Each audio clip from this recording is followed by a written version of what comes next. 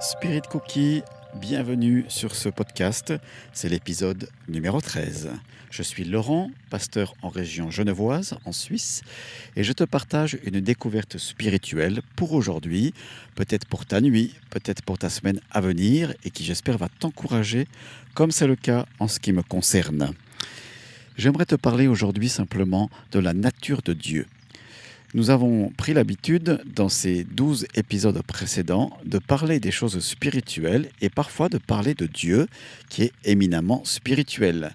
Et tu as pu remarquer que je parle assez peu de l'aspect de religion, parce que j'en fais une différence et je te réfère au podcast précédent, qui marque bien la différence entre donc le domaine spirituel et l'aspect religieux. Si l'on parle du principe que Dieu est spirituel, alors il a quelque chose à voir avec l'homme, parce que l'homme est aussi spirituel, l'homme dans le sens d'humanité tout entière. Nous avons un être intérieur, et je te réfère au podcast numéro 12, qu'il faut nourrir et bien nourrir, et cette nourriture, dans la mesure où c'est la sagesse divine, eh bien elle va te fortifier à l'intérieur. Peut-être un petit peu compliqué, mais je vais essayer de simplifier les choses aujourd'hui. Alors partant de la nature divine, j'aimerais te partager quelque chose qu'un ancêtre a compris et cette compréhension de Dieu, il l'a posé par écrit.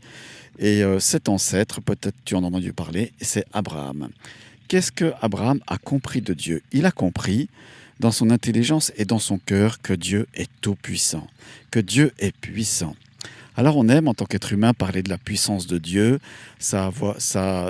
oui, ça donne certainement un aspect de valorisation personnelle, des hommes, des femmes, des partis politiques, des gens, des groupements sociaux et philosophiques cherchent le pouvoir des médias, le pouvoir de dominer sur des foules, et donc ça c'est un aspect du pouvoir ou de la puissance.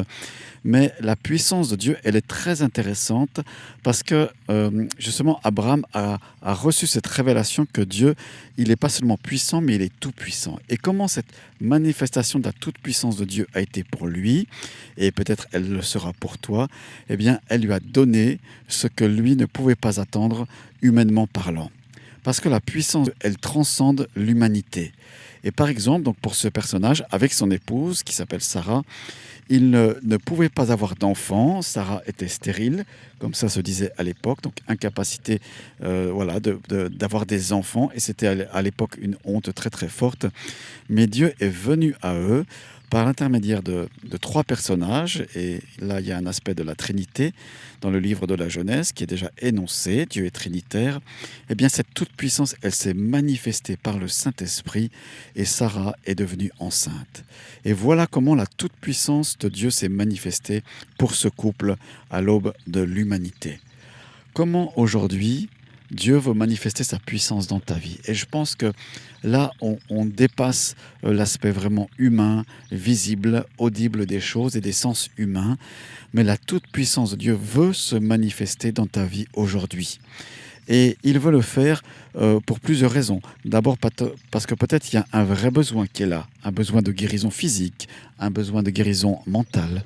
Et peut-être aussi, là, il peut y avoir un besoin d'une intervention surhumaine, extraordinaire, au-delà de ce que l'humain peut faire, parce que tu es en difficulté financière, dans des difficultés de travail, des choses que tu n'arrives plus à maîtriser, qui t'accable, eh bien c'est là qu'on peut faire appel à la puissance de Dieu Tout-Puissant, justement. Et comment elle se manifeste? Alors, je l'ai déjà mentionné dans ce podcast, et moi, je l'ai vu faire dans ma vie. Je te raconterai tout à l'heure un exemple. La puissance de Dieu, elle se manifeste surtout grâce à la prière. Et la prière, c'est pas une vaine redite, des choses qu'on dit comme ça en tournant un moulin à prière, mais elle proclame un nom, et elle proclame le nom précieux de Jésus-Christ. Et j'aimerais te raconter un épisode de ce qui m'est arrivé dans ma vie. Il y a quelques années en arrière, la puissance de Dieu s'est manifestée souverainement dans mes finances, puisque pendant 3 années, nous avons suivi une école biblique, alors que nous avions auparavant, avant cette école, avec mon épouse, nous avions un travail, nous avions un petit pécule de côté, qui nous a permis de payer peut-être en gros la première année d'école. Eh bien, la deuxième et la troisième année que nous avons suivies, nous n'avions pas de revenus, ou très peu. Et dans sa grâce, Dieu a pourvu et nous n'avons jamais manqué de rien, jamais eu faim. Nous avons toujours pu honorer nos factures. Et comme tu le sais, la vie en Suisse est assez chère. Voilà, pour moi, la puissance de Dieu s'est manifestée. Il a dit ce qu'il a fait et il a fait ce qu'il a dit dans nos vies. Alors j'aimerais t'encourager. S'il y a une situation dans ta vie où tu as besoin de la puissance de Dieu, fais appel à lui. Demande-lui d'agir et fais-le au nom de Jésus-Christ. Pour les moins courageux d'entre nous, parce que c'est peut-être ton cas, tu peux demander à des gens qui croient vraiment en Dieu, qui ont la foi, comme on dit, de prier pour toi.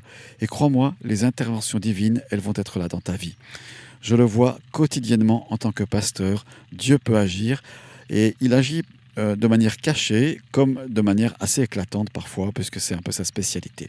Alors voilà, podcast numéro 13 que je te laisse et je te souhaite une super journée, heureuse dans la toute-puissance de Dieu. Attends-toi à lui. Ciao, ciao. Merci d'avoir écouté. Merci pour ton commentaire, ton évaluation sur Apple Podcast, sur Spotify et d'autres plateformes sur lesquelles ce podcast est diffusé. Ciao, ciao.